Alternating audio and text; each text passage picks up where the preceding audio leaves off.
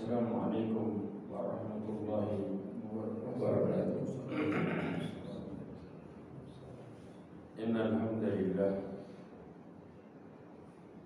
nahmaduhu wa nasta'inuhu wa nastaghfiruhu wa nastahdihi wa na'udzu billahi min shururi anfusina wa min sayyiati a'malina. Man yahdihillahu fahuwal muhtadi ومن يضلل فلن تجد له وليا مرشدا. أشهد أن لا إله إلا الله وحده لا شريك له أشهد أن محمدا عبده ورسوله بلغ الرسالة وأدى الأمانة ونصح الأمة وتركها على محجة البيضاء ليلها كنهارها لا يزيغ عنها إلا هالك. أما بعد، معاشر المؤمنين رحمني ورحمكم الله جميعا. Alhamdulillah, kita bersyukur kepada Allah Azza wa Jalla di waktu yang Allah berkahi, di pagi hari, bahkan di hari yang Allah muliakan, hari Jumat. Alhamdulillah, Allah berikan kesempatan kita untuk melakukan salat berjamaah serta menuntut ilmu. Dua amalan besar yang Allah kumpulkan jadi satu. Mudah-mudahan Allah Subhanahu wa Ta'ala akan menerima ibadah kita semua. Salawat dan salam kepada Nabi Muhammad sallallahu alaihi wasallam, khairul anbiya'i wal mursalin, sayyidul nabiyyin wa rasul. Ma'asyiral mu'minin rahimani wa rahimakumullah. Kita lanjutkan pembahasan kita masih dalam perkara dan mahsyar. Dikatakan bahwa orang-orang yang beriman itu akan Allah Subhanahu wa Ta'ala naungi hari kiamat dengan waktu yang singkat. Kenapa? Waktu yang singkat ini dibanding dengan bicara tentang kehidupan yang kelak Allah janjikan yang selamanya. Orang-orang kafir dan pelaku maksiat mereka merasakan di padang mahsyar waktu yang lama. Tapi orang-orang mukmin merasakan sebentar karena mereka mendapatkan pertolongan Allah Azza wa Jalla. Karena waktu sebenarnya Allah Subhanahu wa Ta'ala firman dalam surah Al-Ma'arij, ta'rujul malaikatu war-ruhu ilaihi fi yawmin kana miqdaruhu 50,000 sanah. Ini yang terjadi. Ya, para malaikat dan malaikat Jibril naik menghadap kepada Allah dalam waktu yang sehari yang kadarnya 50.000 tahun. Itu gambaran di padang mahsyar. Bahkan di saat itu saking mengerikannya dan susahnya, Allah mengatakan fakaifa tattaquna in kafartum yawman yaj'alul wildana shiba. Bagaimana engkau dapat memelihara diri, ya, bertakwa, ya, jika engkau tetap kafir kepada hari yang menjadikan anak-anak kecil berubat. Karena perkara dahsyatnya luar biasa sampai anak kecil dikatakan memutih rambutnya. Maka ketika dikumpulkan di padang mahsyar, mereka dalam keadaan apa? Susah, ya. Bahkan mereka meminta agar segera didatangkan, ya, penghakiman. Karena begitu dahsyatnya hari itu, mereka kepingin segera diputuskan hukumnya, karena hari itu merupakan hari yang sangat berat. Maka di saat itu ada namanya apa? Syafa'atul Udma. Syafa'atul Udma ini merupakan, ya, syafaatnya Nabi SAW di hari ini. Tapi tentunya ini merupakan proses di mana para manusia mendatangi para nabi untuk segera meminta dan berdoa kepada Allah SWT. Tapi Tapi semua nabi yang didatangi, mereka semua mengeluh tentang diri. Mereka mengatakan nafsi, ya, diriku. Mereka menyebutkan kesalahannya satu-satu. Ya. Coba kita lihat hadisnya. Ya. Perhatikan hadis ini, hadis yang lumayan panjang, ya, yang diriwayatkan oleh Al-Imam Bukhari.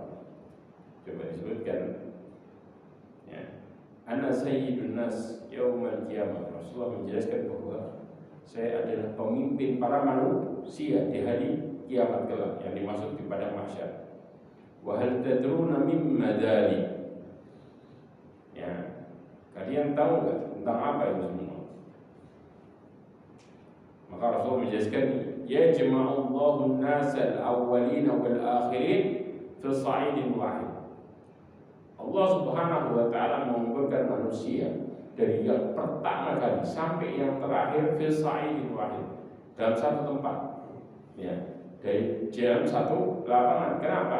Karena kita sudah mempelajari sebelumnya bahwa pada mahsyar kelak Allah jadikan bumi ini jadi bumi yang benar-benar datar, nggak ada tempat yang tinggi sama sekali, semuanya sama rata. Maka dikatakan di saat itu manusia dikumpulkan di satu tempat. Ya. Kemudian apa? Yusmi'uhum da'i. Ya, wa yanfadhuhum al-basar wa tadlu syams. Ya. Maka di saat itu mereka mendengar para penyuruh. Ya, wa yanfadhuhum al-basar. Kenapa? Karena pada saat itu, ya, pandangan mereka menembus mereka karena begitu panasnya, ya. Kemudian wa tadlu syams, dan matahari itu merendah sampai dikatakan balaghal mil. Ya, kita sebelumnya, ya, sudah belajar bahwa saking dekatnya sampai sekitar 1 mil, 1,6 kilo. Kemudian fayablughu nas minal ghammi wal qad. Manusia waktu itu kayak orang linglung dan susah. Saking dahsyatnya hari itu. Siapa mereka? Orang-orang yang tidak didahului oleh Allah Azza wa Jalla, mereka merasakan beratnya dan dahsyatnya. Ma la yutiquna wa la yahtamilun, sampai kesusahan yang mereka tidak bisa berlepas dan tidak bisa mampu untuk menahannya. Jadi benar-benar lebih dari kemampuan manusia. Sudah benar-benar di titik mentok, bukan mentok lagi, ya, lebih dari itu. Maka di saat itu fayaqulun nas, mereka semua mengatakan apa? Ala tarawna maqad balagha. Kata mereka kepanasan tadi, ya. Kalian lihat apa yang sudah kalian rasakan, capek. Ya, ala tanturuna may yashfa'u lakum ila rabbikum. Apakah kalian tidak mencari orang-orang yang bisa memberikan syafaat kepada kalian atas Tuhan kalian, kepada Tuhan kalian? Kemudian fayaqulu ba'dun nasi ilal ba'd, maka manusia satu dengan yang lain mulai mengatakan alaikum bi Adam. Dan subhanallah, di sini mereka menyebutkan kelebihan setiap nabi. Ya, hendaklah kalian pergi ke Nabi Adam. Fayatuna Adam alaihissalam, maka mereka mendatangi Nabi Adam. Kemudian mengatakan antal Abu Bashar. Yang pertama, engkau adalah bapaknya para manusia. Khalaqakallah biyadi, Allah menciptakanmu dengan tangannya sendiri. Kemudian wa nafakha fika min ruhihi, dan Allah meniupkan ruh. Kemudian wa amara malaika sajadu laka, dan kemudian Allah memerintahkan para malaikat fasajadu laka, maka mereka pun bersujud kepadamu. Isfa' lana ila rabbak, maka mintalah syafaat kepada Tuhan. Maka saat ini di saat itu mengatakan ala tara illa ma nahnu fihi, apakah engkau enggak lihat apa yang terjadi? Ya. Kemudian ala tara illa ma qad balaghana, apakah engkau lihat apa yang sudah yang sampai kepada kesusahan yang kita alami? Fayaquluna Adam, maka Nabi Adam mengatakan inna rabbi qad ghadiba al-yawma ghadaban lam yaghdab qablahu mithlahu wa la yaghdab ba'dahu mithlahu. Maka saat itu jawabannya para nabi subhanallah. Sesungguhnya Allah Subhanahu wa taala telah marah dengan marah yang enggak pernah terjadi sebelumnya dan marah yang enggak pernah terjadi setelahnya. Dikatakan wa innahu qad nahani 'anis syajarah fa asaituhu. Sesungguhnya Allah telah melarangku untuk mendekati pohon, tapi aku bermaksiat menyelisihinya. Maka kemudian Nabi Adam mengatakan nafsi, nafsi, nafsi, diriku, diriku, diriku. Maka kemudian apa? Idhabu ila ghairi, idhabu ila Nuh. Maka pergilah kepada selainku, pergi kalian kepada Nabi Nuh. Jadi yang disebutkan para nabi, ya, mereka saling mewasiatkan untuk pergi kepada nabi yang lain.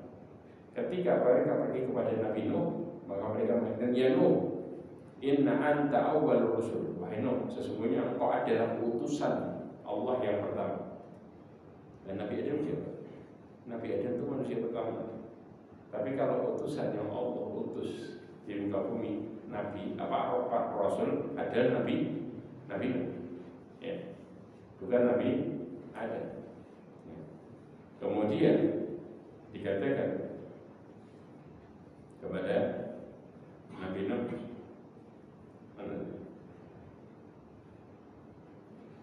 dikatakan inna anta awal rusul ilal ardillah ila ahli ard, kepada penduduk bumi. Wa qad sammaka Allah 'abdan syakura. Subhanallah, Allah Subhanahu wa taala telah memberi julukan hamba yang bersyukur. Di antara pujian Allah kepada Nabi Nuh adalah disebut 'abdan syakur, karena Nabi Nuh itu suka bersyukur.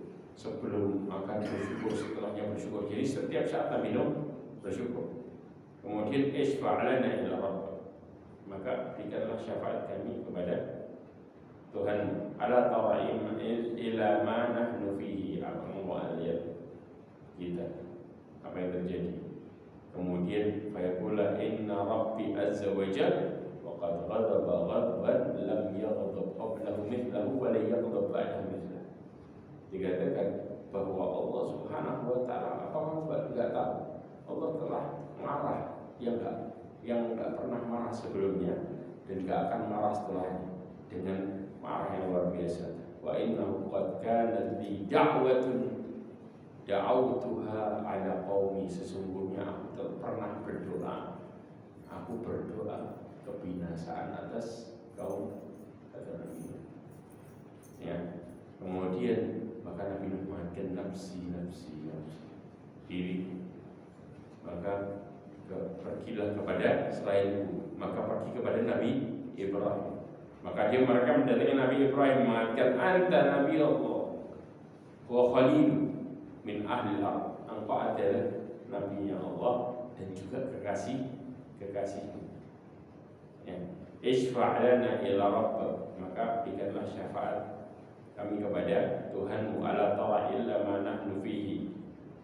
Kemudian dikatakan inna rabbi sama qad ghadiba al-yawma ghadban lam yaghdab qablahu mithlahu wa la yaghdab ba'dahu mithlahu.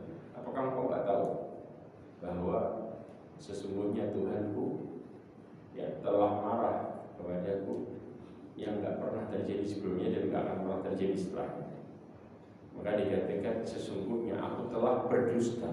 Kuntu kadzabtu thalatha kadziban. Sesungguhnya aku telah berdusta 3 kebohongan. Fadaqarahunna Abu Hayyan. Di dalam riwayat Abu Hayyan disebutkan 3 kebohongan ini.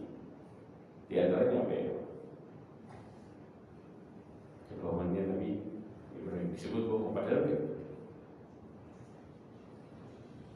ketika mengatakan itu adiknya, istrinya. Tahu? Ketika menghadapi siapa? Menghadapi siapa? Hah? Iya, pada waktu itu. Terus juga ketika menghadapi nomor Firaun, yang kemudian dia mengatakan ketika siapa yang bersamamu? Dia mengatakan saudara. Padahal siapa? Istrinya. Tahu? Itu diantara yang kemudian Nabi Ibrahim ingat disebut sebagai kebohongan. Ketika menghadapi Namrud juga sama. Jadi Tiga kebohongan inilah yang kemudian membuat Nabi Ibrahim merasa dirinya berdosa. Subhanallah ya. Padahal benar saudara seiman. Itu yang dimaksud oleh Nabi Ibrahim. Tapi Nabi Ibrahim menyebutkan itu sebagai kebohongan. Ya. Kemudian dikatakanlah diriku. Idhab ila ghairi. Kemudian dikatakan idhabu ila Musa fayatun. Maka kemudian pergilah kalian kepada Musa. Maka mendatangilah Musa, kemudian dia Musa, anta Rasulullah, faddalallahu birisalatihi wa bikalamihi 'alan nas. Subhanallah. Makanya Nabi Musa ini juluki bahwa Nabi Musa adalah orang yang Allah diajak bicara. Allah mengatakan wa kallamallahu Musa taklima. Engkau adalah yang Allah utamakan dalam risalahnya dan juga dalam berbicara kepadanya. Nabi yang Allah ajak bicara di dunia, langsung diajak bicara Nabi Musa. Ya. Di antaranya apa? Ketika diajak bicara masalah apa?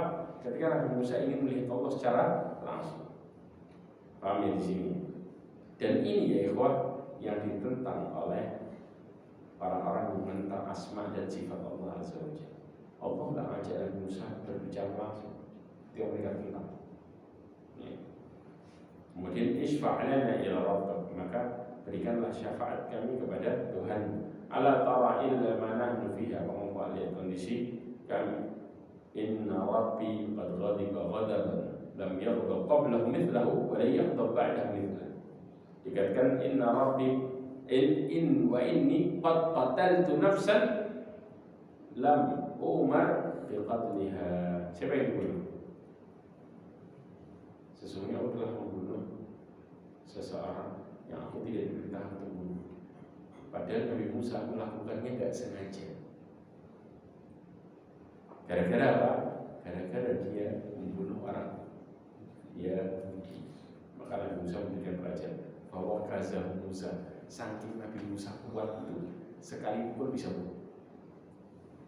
Allah mengatakan maka Nabi Musa mukul ini buat bunuh. Amin. Maka kata Allah faqada alaihi, maka termatilah dia, terbunuhlah. Ini yang terjadi. Maka Nabi Musa ingat itu seumur hidupnya. Dia mengatakan sesungguhnya telah membunuh jiwa yang aku tidak diperintahkan untuk bunuh. Kemudian maka Nabi Musa setelah itu mengatakan nafsi idhab ila ghairi, pergilah engkau kepada selain idhabu ila Isa bin Maryam. Maka datanglah kepada Nabi Isa. Fayatun Nabi Isa. Maka mereka mendatangi Nabi Isa, kemudian menyebutkan anta Rasulullah, engkau utusan Allah. Wa kalimatuhu alqaha ila Maryam wa ruh min. Ya, perkataannya Allah Subhanahu wa taala kepada Maryam. Wa ruh min. Artinya apa? Nabi Isa itu Allah katakan sesungguhnya permisalan Nabi Isa kama tali Adam. Kenapa?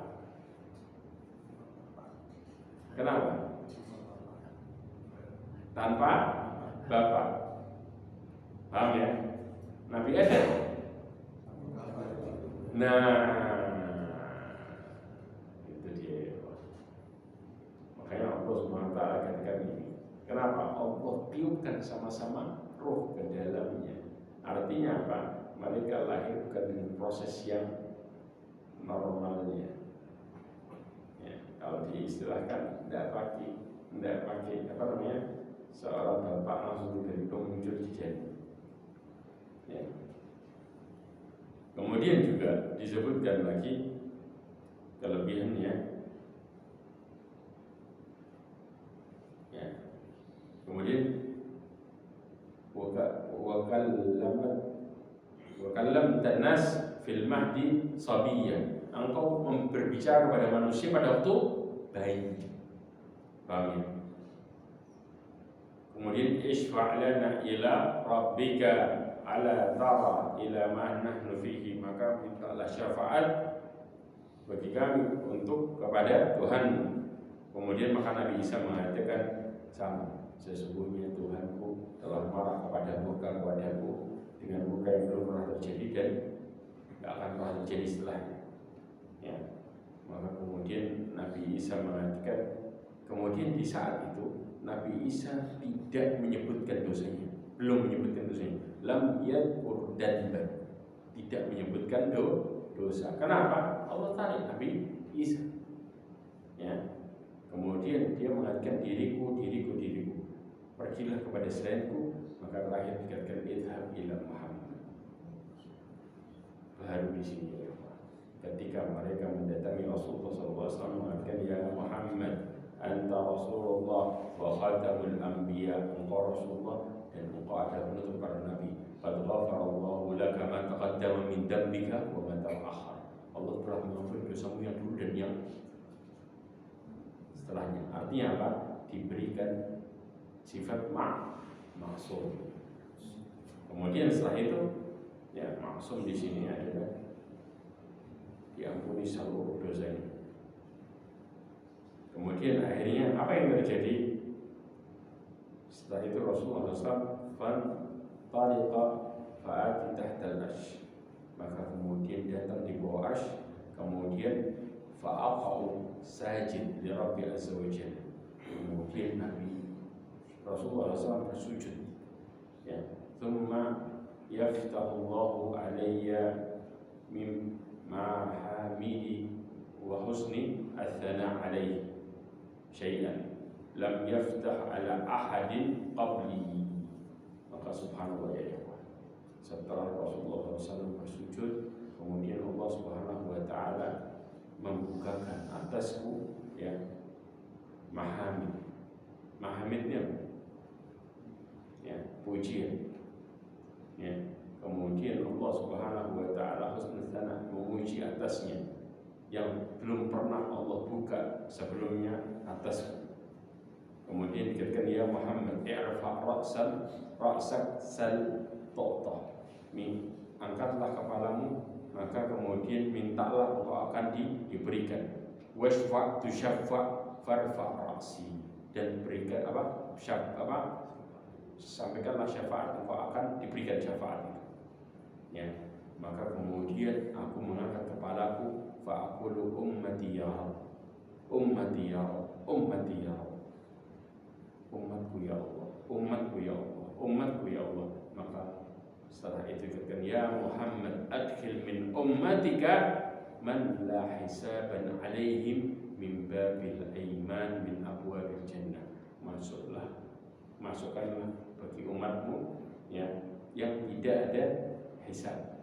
Paham ya? Dikatakan di riwayat yang lain berapa yang masuk? 70.000 yang masuk surga ya tanpa hisab. Bayangin padahal umatnya begitu banyak ya ikhwan, yang jatahnya cuma 70.000. Kebayang. Maka di saat itu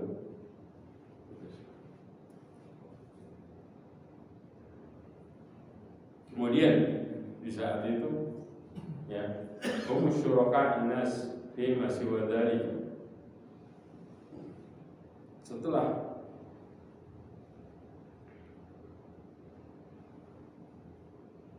itu maka kemudian masuklah orang-orang yang tidak dihisab dari umat melalui pintu surga sebelah kanan, dan mereka sekutu semua manusia selain pintu-pintu itu.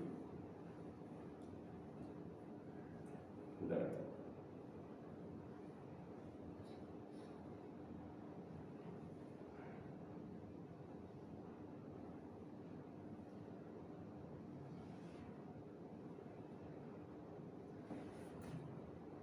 Ma'asyiral mu'minin, rahimani wa rahimakumullah. Kita lanjutkan lagi. Sekarang kita berbicara tentang masalah telaganya Rasulullah SAW. Di sini para ulama itu khilaf di antara para ulama ya tentang masalah telaga.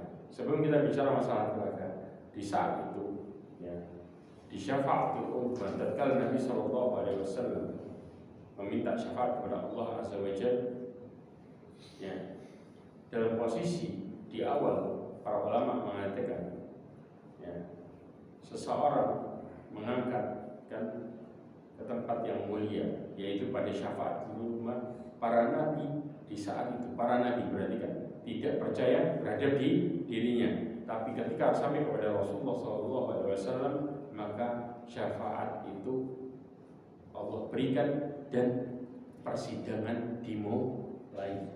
Jelas? Nah, dari sini kemudian Allah datang. Di dalam surat Al-Fajr ayat berapa? 22. Allah mengatakan wa jaa rabbuka wal malaku saffan saffan. Kapan ini terjadi? Setelah Rasulullah sujud. Itu prosesnya. Paham ya sampai sini ya? Maka dikatakan wa jaa rabbuka wal malaku saffan saffan. Bahkan sebagian ulama, jumhur ulama mengatakan di padang mahsyar akan dijumpai al-haud, ya, telaganya Rasulullah. Karena khilaf, ada yang mengatakan bahwa telaga Rasulullah itu dijumpai setelah penghakiman, ada yang mengatakan sebelum penghakiman. Di antara yang mengatakan setelah penghakiman adalah Al-Imam Bukhari dan juga diikuti oleh Al-Imam Ibnu Hajar Al-Asqalani yang meyakini setelah penghakiman. Nanti ada dalil-dalil yang kuat yang menguatkan bahwa itu terjadi sebelum penghakiman, ya. Kemudian Rasulullah SAW mengatakan, inni faratukum alal khawd man marra alayya syariba man wa man syariba lam yatma' abada. Dalam Sahih Bukhari disebutkan, sesungguhnya aku menunggu kalian di mana? Di telagaku. Siapa yang menuju, marra di sini melewati telagaku, kemudian akan minum, ya. Dan siapa yang meminumnya, dia tidak akan pernah haus selamanya. Bahkan Rasulullah SAW juga mengatakan, inna likulli nabiyyin hawdan. Setiap nabi itu memiliki telaga. Wa innahum yatabahawna ayyuhum aktsarul waridan. Wa inni arju an akuna aktsarul waridan. Dikatakan setiap nabi itu memiliki telaga, dan mereka saling membangga-banggakan siapa di antara mereka yang paling banyak pengunjungnya. Dan sungguhnya aku berharap menjadi orang yang paling banyak pengunjungnya atas telaga ini. Dari sini diriwayatkan oleh Imam Tirmidzi. Nah, ketika kita bicara masalah telaga ini, ya ikhwah, pertanyaannya adalah di mana letak telaga Nabi Shallallahu Alaihi Wasallam? Para ulama khilaf menjadi dua pendapat. Ya, sebagian mengatakan bahwa telaga Nabi terletak di padang mahsyar. Kenapa? Ada dua alasan besar, ya, dan ini pendapatnya jumhur ulama sebelum sirat, ya. Disebabkan yang pertama, Rasulullah menjelaskan sifat telaganya apa? Faman syariba minhu la yatma' abadan. Barang siapa yang minumnya maka tidak akan pernah haus selamanya. Sementara rasa haus itu terjadi begitu dahsyat di mana? Padang mahsyar. Kemudian alasan yang kedua, bahwa kelak di telaga itu ada proses diusir. Sedangkan kalau orang sudah melewati hisab, kan ada yang masuk neraka. Kalau sudah setelah sirat, ya mereka judulnya apa? Ketika bisa melewati sirat masuk surga. Jadi nggak ada lagi butuh yang namanya telaga. Paham ya? Ini menunjukkan, ya, bahwa peristiwa ini terjadi sebelum sirat. Jika sesudah sirat, maka pasti dia masuk surga dan nggak mungkin lagi diusir. Sebagaimana sabda Nabi Shallallahu Alaihi Wasallam mengatakan dalam hadis yang diriwayatkan oleh Imam Muslim, dikatakan, taridu alayya ummatil haud, umatku, ya, akan menemuiku di mana? Di telaga. Wa ana adudun nas an, ya, dan aku adu di sini adalah menghalau mereka darinya. Sebagaimana apa? kama yadudur rajul al-ibil rajul al-ibil. Ya, sebagaimana seseorang menghalau unta orang lain dari untanya. Jadi apa? Giring istilahnya. Ya, paham ya? Kemudian qala ya Nabi Allah ata'rifuna, maka di saat itu sahabat tanya, wahai Nabi Allah, apakah engkau mengenal kami? Karena saya banyak jumlahnya. Kemudian Rasulullah mengatakan, na'am lakum sima laysat li ahadin ghairakum. Kalian tuh punya tanda yang gak akan ada selain kalian. Apa tandanya kira-kira? Persis bekas wudu. Maka ini menunjukkan orang yang berada yang bisa menjadi Rasulullah, orang yang apa? Suka memperbanyak sholat di antara jalan. Ya, dikatakan alayya ghurran muhajjal ghurran muhajjalin min athari wudu, bercahaya mereka karena bekas wudu. Bahkan tanda-tanda umatnya Rasulullah adalah bekas sujud, menandakan sholat. Bicara di sini sholat. Ya. Kemudian dikatakan wala yusaddanna anni ta'ifatun minkum fala yasilun. Kemudian apa? Rasulullah mengatakan sesungguhnya sekelompok dari kalian akan dihalau ya dariku. Maksudnya dihalau di sini apa? Enggak bisa masuk sehingga kalian tidak sampai kepada. Dihalau karena mereka punya sifat yang terbalik, buruk. Ya. Kemudian Rasulullah SAW mengatakan, ya Rab, haulai min ashabi. Ya Allah, mereka itu para sahabat. Rasulullah nyebut umatnya sebagai para sahabatnya. Kemudian fayujibuni malakun, maka malaikat menjawab perkataanku tadi, fayaqul wa hal tadri ma ahdatsu ba'dak. Apakah engkau tahu apa yang mereka lakukan setelah? Ngapain? Nyeleweng. Begitu nyeleweng, maka kemudian mereka ditarik dari belakangnya Rasulullah SAW. Mau masuk, tapi tidak bisa. Jelas? Pendapat yang kedua mengatakan bahwa letak telakanya Nabi SAW setelah sirat. Ya. Apa pendapatnya? Pendapat ini berdasarkan dalil Rasulullah SAW mengatakan, inni faratukum al-hawdi, sesungguhnya aku menunggu kalian di belakangku. Famarra alayya syariba wa man syariba minhu la yamtama abadan. Ya, barang siapa yang melewatinya maka dia akan meminumnya. Barang siapa meminumnya tidak akan pernah haus selamanya. Nah, pendapat yang mengatakan haus di sini ya, mereka berbicara tentang neraka. Ya, orang kalau di neraka maka dibantah oleh para ulama yang lain. Kalau di neraka maka otomatis mereka akan diadab dengan adab yang lain dan otomatis mereka tertolak. Karena di sini yang masuk ke dalam neraka Nabi Sallallahu Alaihi Wasallam mereka adalah orang-orang yang Allah kehendaki dan mereka termasuk umat yang sebenarnya. Jelas. Jadi banyak bantahan yang terjadi. Kemudian sifat neraka Nabi SAW, bentuk sama luasnya. Kita bicara tentang jaraknya, gedenya. Rasulullah SAW mengatakan di beberapa riwayat, banyak riwayat yang menjelaskan masalah bentuknya. Haudi masirat asyhar. Dikatakan yang pertama adalah telagaku jauhnya perjalanan sebulan bagi yang naik kuda. Paham ya? Bukan jalan kaki, naik kuda. Kemudian wazawayahu sawa, dan sisinya sama. Para ulama mengatakan tentang masalah sisinya sama ini khilaf. Kenapa khilafnya? Coba lihat riwayat yang lain. Dikatakan arduhu mithla tuli, lebarnya sama kayak panjangnya. Kalau kita gambarin berarti kayak apa? Nah, persegi. Kita gambarin kan kayak persegi kan, tapi subhanallah ya ikhwan. Ya, mayoritas ulama bersepakat bahwa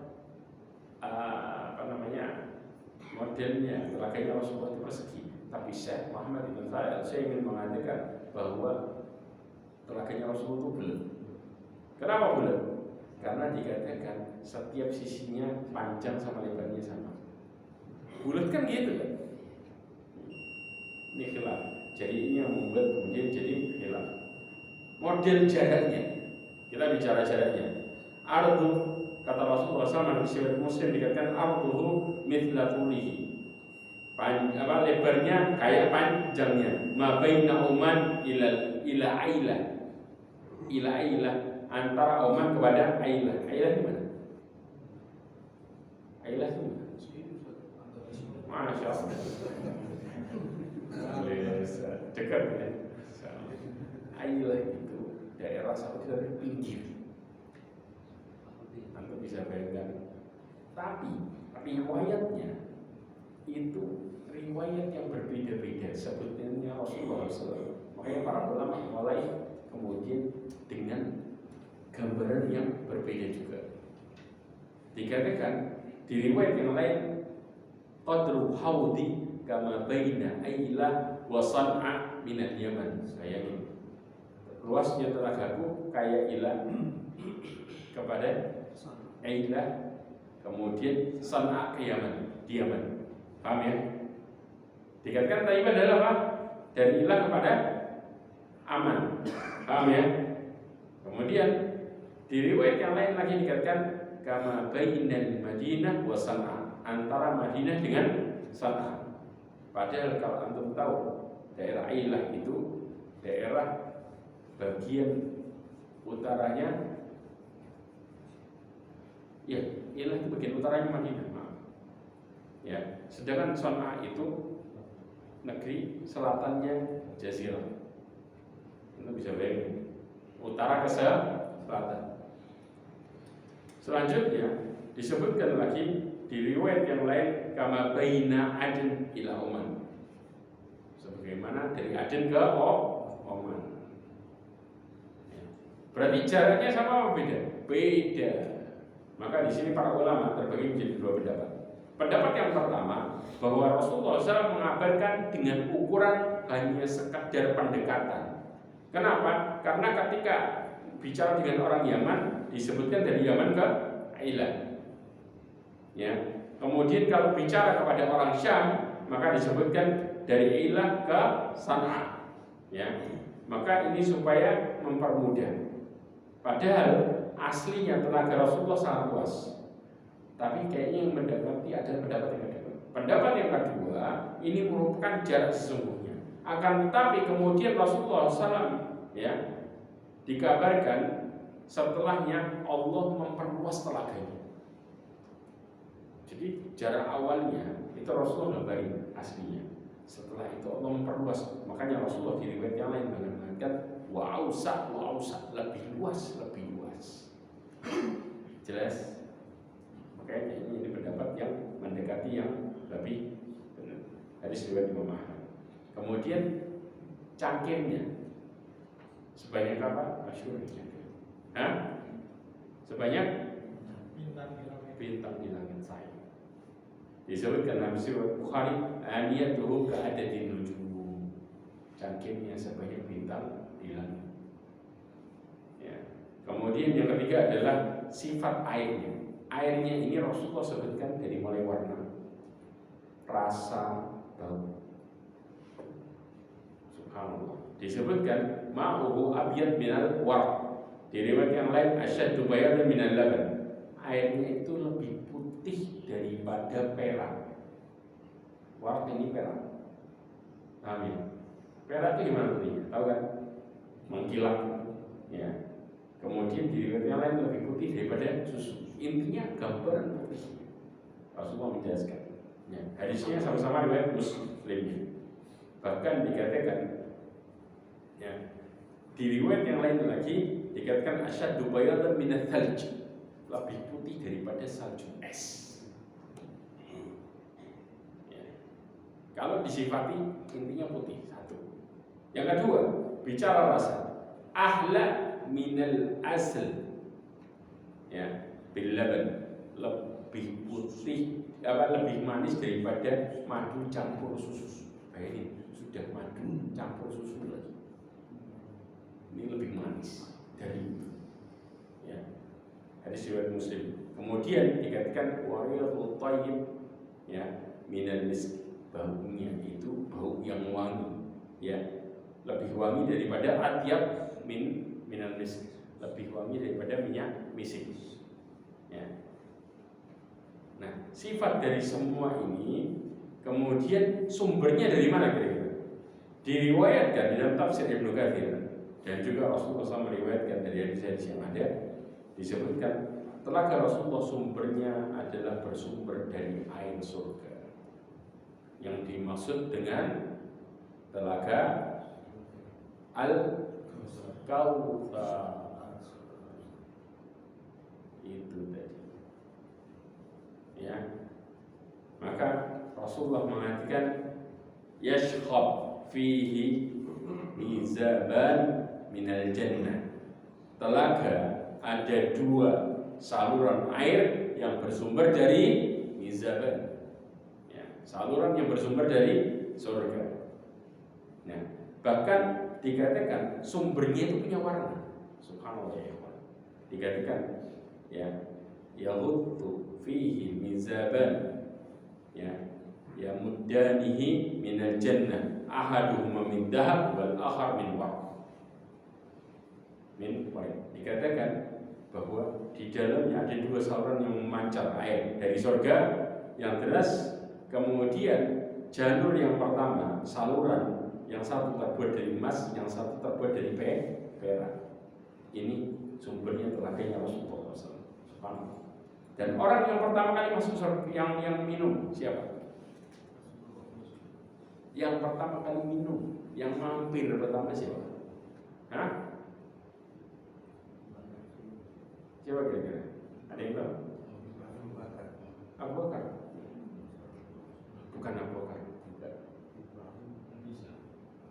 Telaganya Rasulullah. Setiap Nabi kan punya telaga. Enggak mungkin Nabi yang lain. Hah? Bukan. Nabi Ibrahim. Nabi itu punya telaga sendiri. Jadi nggak mungkin Nabi ke Nabi yang lain. Hah? Yang masuk lewat pertama kali dan mampir adalah orang miskin muhajirin. Orang miskinnya muhajirin. Kenapa? Dikatakan awwalun nasi wurudan alaihi fuqara muhajirin ya. Orang-orang yang pertama kali akan mengunjungi telaga adalah orang-orang miskin muhajirin. Berarti orang kayanya terakhir. Nanti kita akan bahas. Ya, bukan berarti orang kaya kemudian terhina, sama sekali tidak. Tidak sama sekali. Anda tahu sahabat yang terbaik Abu Bakar itu orang kaya, saudara. 10 orang yang diberikan kabar gembira masuk surga, 7-nya orang kaya. Nah, ada alasan besar kenapa orang miskin duluan. Ya. Kemudian dikatakan apa? Rosan. Bahkan waktu itu kepalanya apa? Syu'thu di sini acak-acakan rambutnya. Nanti bisa bayangin. Benar-benar kumal sudah. Ya, datangnya. Kemudian dunsu thiyab alladhi la yaqihunal al-mutana'iman. Ya. Bahkan pakaiannya itu lusuh, kumal. Ya, mereka tidak akan pernah dinikahi oleh wanita-wanita yang kaya, hidupnya mewah, nggak bakal mau. Kenapa? Miskin. Sampai disebutkan para ulama menjelaskan bahwa mereka kadang punya 1 baju tok, kotor, cuci, dijemur, pakai lagi. Anu bisa bayangin. Tapi Rasulullah SAW sampai mengatakan di dalam hadisnya, kata Rasulullah, mereka itu bahagia dengan cobaan sebagaimana kalian bahagia dengan kemewahan. Subhanallah. Mereka sampai diuji dengan kemiskinan, la yajidu illa ba. Maka mereka tidak mendapati kecuali 1 baju tok. Dan ini yang terjadi ya. Tapi apa? Mereka itu jadi orang yang melewati telaganya Rasulullah pertama. Ya. Bahkan juga dikatakan wala tuftah lahum abwabus sujud. Sudah bahwa nggak akan pernah dibukakan bagi mereka pintu bagi orang-orang yang istilahnya pembesar-besar. Kenapa nggak mau benar-benar miskin sudah? Miskin dilihat sebelah mata, habis. Kebayang? Ini sifat. Kemudian orang miskin itu dijelaskan mereka itu mendahului orang kaya berapa lama? 500 tahun. Dikatakan dalam Rasulullah fuqara al-muhajirin yadkhuluna al-jannah qabla aghniya bi 500 sana. Ya. Jadi orang miskin yang muhajirin itu masuk surga duluan daripada orang kaya 500 tahun. Nah, di sini ada penjelasan. Di antaranya penjelasan Syekhul Islam Ibnu Taimiyah. Orang miskin itu masuk dulu daripada orang kaya, ada alasannya. Apa di antaranya? Apa gitu? Urusan hisab. Kenapa? Orang miskin itu hisabnya lebih cepat, sedang orang kaya panjang hisab. Tapi jangan takut, kalau orang kayanya benar, selamat gak dia? Selamat. Sekarang kita bicara siapapun dia. Kalau orang miskin gak benar, selamat gak? Gak selamat. Karena kan yang dilihat miskinnya toh. Yang penting anak miskin. Miskin kalau gak benar sama aja, tetap gak selamat. Sudah miskin, ruwet lagi. Ya. Kemudian apa? Juga dikatakan, ya, orang kaya itu punya keutamaan yang besar. Di antaranya 2 keutamaan. Mereka punya keutamaan ilmu sama punya keutamaan harta. Bahkan Rasulullah menikahi siapa? Janda kaya. Khadijah, janda kaya. Istri pertamanya, jangan salah. Ya, orang yang kemudian jadi orang yang paling Rasulullah cintai dari laki-laki siapa? Abu Bakar, saudagar kaya. Ya, maka di sini Rasulullah SAW mengatakan la hasada illa fitnatain, enggak ada iri kecuali dalam 2 perkara. Ya, dikatakan rajul ataqallahu malan, ya, fasallatahu, ya, fasullita ala halakatihi fil haq. Seseorang yang Allah berikan harta, yang pertama maka dipergunakan harta itu di jalan kebenaran, baru kita boleh iri model kayak gitu. Kemudian warajul ataqallahul hikmah, orang yang dikasih ilmu, fahuwa yaqdi biha wa yu'allimuha, dia praktek sama ilmunya dan mengajarkan. Kita kemudian boleh iri sama yang model kayak gini, bahkan iri sama orang kaya yang benar. Jelas. Maka disebut iri ini bukan hasad di sini, yaitu ghibtah, karena irinya baik. Ya. Ma'asyiral mu'minin rahimani wa rahimakumullah. Bahkan Allah SWT menyebutkan orang yang kaya dan dia bisa melakukan hartanya dengan baik, mereka disebut bi afdhalil manazil, kedudukan yang paling terbaik. Coba bayang. Hadis Rasulullah SAW diriwayatkan Ibnu Taimiyah dikatakan innamad dunya li arba'ati nafar. Dunia ini bagi 4 jenis manusia. Manusia yang terutama dikatakan abdun razaqallahu malan wa ilman. Seorang hamba yang dikasih harta sama ilmu. Berarti kan? Kemudian apa? Fa huwa yattaqi fihi rabbah. Dia bertakwa kepada Allah Azza wa Jalla. Wa yasilu fihi rahimah. Kemudian dia menyambung tali silaturahim. Wa ya'lamu lillahi haqqa. Dan dia mengetahui haknya Allah dan menunaikannya. Ya, fahada bi afdal manazil, kata Rasulullah, ini adalah kedudukan yang paling mulia, yang paling terbaik. Orang kaya, ya kan? Nah, orang yang terusir dari telaga Nabi Sallallahu Alaihi Wasallam, orang-orang yang terusir dari telaga Nabi Sallallahu Alaihi Wasallam, kalau kita bagi ada 3 jenis manusia. Yang pertama adalah orang-orang yang kafir. Itu jelas. Kenapa? Karena Rasulullah SAW mengatakan ini faratukum al-khawdi man marra alayya syariba wa man syariba lam yatma abadan. Dikatakan sesungguhnya aku menunggu kalian di telagaku. Siapa yang menuju pada telagaku akan minum, dan siapa yang minum tidak akan pernah haus selamanya. Sedangkan orang yang kafir, ya, mereka masuk ke dalam neraka dan pasti akan kehausan. Berarti keluar dari ciri ini. Ya. Kesimpulannya orang kafir itu tidak akan pernah minum dari telaganya Rasulullah SAW. Pertanyaannya, Orang-orang yang ingkar ini zaman Rasulullah ada nggak? Ada. Siapa? Munafik. Iman. Nggak semuanya beriman dengan benar. Ada orang munafik. Makanya Rasulullah Allah SWT dalam surat At-Taubah ayat 101. Ya, wa min ahli Madinati maradu 'ala nifaq. Kata Allah SWT di antara penduduk Madinah, ya, mereka ada orang-orang munafik. Mereka keterlaluan dalam kemunafikannya, kata Allah SWT. Berlebihan dalam kemunafikannya, parah sudah. Siapa pemimpin mereka? Abdullah bin Ubay bin Salul. Dikatakan la ta'lamuhum nahnu na'lamuhum sanu'adzibuhum marratain. Engkau Muhammad tidak mengetahui mereka, tapi kami mengetahui nanti mereka akan disiksa 2 kali. Ya, tsumma yuradduna ila adabil azim, ila adabil azim. Kemudian mereka akan dikembalikan kepada adab yang besar. Alhamdulillah. Yang kedua, yang nggak akan pernah bisa minum telaganya Nabi SAW, mereka adalah ahli bid'ah. Ini secara jelas. Makanya Rasulullah SAW, ya, dijelaskan dalam hadisnya apa yang terjadi. Disebutkan yaridu alayya yaumal qiyamah rahtun min ashabi. Pada hari kiamat beberapa sahabatku akan di sini mendatangi. Ya, kemudian apa? Fa yuhallauna anil hud.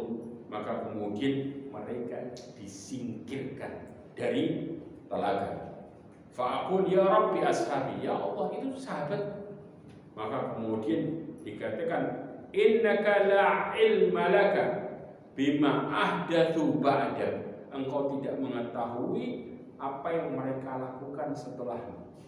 Innahum irtaddu ala adbarihim tahqara.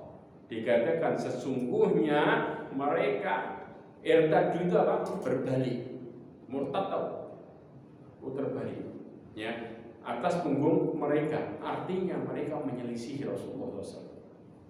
Maka orang yang menyelisih Rasulullah, baik mereka buat hukum sendiri atau mereka keluar dari ketaatan, maka para ulama secara umum mengatakan ini disebut dengan menyelisih, baik bid'ah secara ibadah atau secara keyakinan. Kebayang? Ya. Yang ketiga, mereka yang tidak bisa meminum dari telaga Rasulullah SAW adalah orang yang zalimnya berlebihan. Tahu? Jadi zalimnya udah kepala. Contoh pemimpin zalim sama rakyat. Ya, maka di saat itu mereka tidak akan pernah minum dari telaganya Nabi SAW. Kenapa? Para ulama menyebutkan di antara golongan yang tidak akan pernah minum, mereka kezaliman yang sangat besar. Karena Rasulullah SAW mengatakan, innahum minni fayuqal innaka la tadri ma'amilu ba'da. Rasulullah mengatakan tentang umatnya yang disuruh minum, sesungguhnya mereka itu dari golongan. Tapi kemudian dibantah, sesungguhnya engkau tidak mengetahui apa yang mereka lakukan setelah sepeninggalan. Maka Rasulullah SAW mengatakan dalam hadis yang lain, ya, dikatakan ala yudadan rijal an haudi kama yudan al-ba'ir dalla unadihim ala halumma. Kata Rasulullah SAW mengatakan, ketahuilah ada orang-orang yang yudadan. Nah, yudadan di sini adalah dihalang-halangi untuk mendatangi apa? Telagaku, seperti onta yang dihalang-halangi. Maka kemudian aku berseru ke sini, halumma. Tapi kemudian innahum qad baddalu ba'daka fa aqulu suhqan. Subhanallah, Rasulullah sendiri benci. Maka dikatakan kenapa mereka dihalau? Alasannya sesungguhnya mereka telah menggantikan ajaranmu setelahnya. Maka Rasulullah mengatakan apa? Jauh. Ya. Ketika Rasulullah tahu alasannya kenapa mereka dihalau, Rasulullah mengatakan suruh mereka pergi. Berarti ya kalau orang sudah melakukan di luar aturan, kira-kira apakah kemudian Rasulullah tetap cinta sama mereka? Maka umat tidak akan. Ini yang harus dipikirkan oleh seorang ulama. Jangan para ulama mengatakan maksud yang mengganti dalam hadis ini, ya ada dua penafsiran. Yang pertama mengganti hukum-hukum Allah Azza wa Jalla atau mengganti sunnahnya. Ya. Kemudian juga disebut dengan orang-orang yang melakukan bid'ah. Amalan-amalan ya, yang seperti ini amalan-amalan yang benar-benar menjauhkan seseorang dari telaga. Waktunya habis. Ya. Oke. Jadi ya ikhwah, perhatikan baik-baik ya, bahwa kalau kita mau mendapatkan telaganya Rasulullah SAW, maka jagalah salat. Kemudian kita juga disuruh bersabar terhadap pemimpin zalim. Bagaimana itu nanti coba akan bahas berikutnya ya. Dan juga kita disuruh untuk tidak menolong kezaliman para penguasa, ngikut maksudnya. Bagaimana itu pembahasan berikutnya ya. Dan juga yang terakhir, tidak berbuat bid'ah sebagaimana tadi yang saya jelaskan. Ini yang bisa saya sampaikan, mudah-mudahan menjadi motivasi buat kita semuanya ya. Dan insya Allah pembahasan berikutnya kita akan membahas tentang permasalahan sirat ya, atau kita membahas masalah mizan. Bagaimana kondisi kelak mizan ya, apa yang terjadi di mizan tersebut, insya Allah kita akan bahas di Jumat berikutnya. Mudah-mudahan Allah SWT memberikan kita hidayah sehingga kita menjadi umatnya Rasulullah SAW yang bisa minum dari telaganya, dan mudah-mudahan Allah Subhanahu wa Ta'ala mengampuni seluruh dosa kita, dan mudah-mudahan Allah Subhanahu wa Ta'ala memberikan kita semua husnul khatimah. Subhanallah wa bihamdika, asyhadu an la ilaha illa anta, astaghfiruka wa atubu ilaik. Assalamualaikum warahmatullahi wabarakatuh.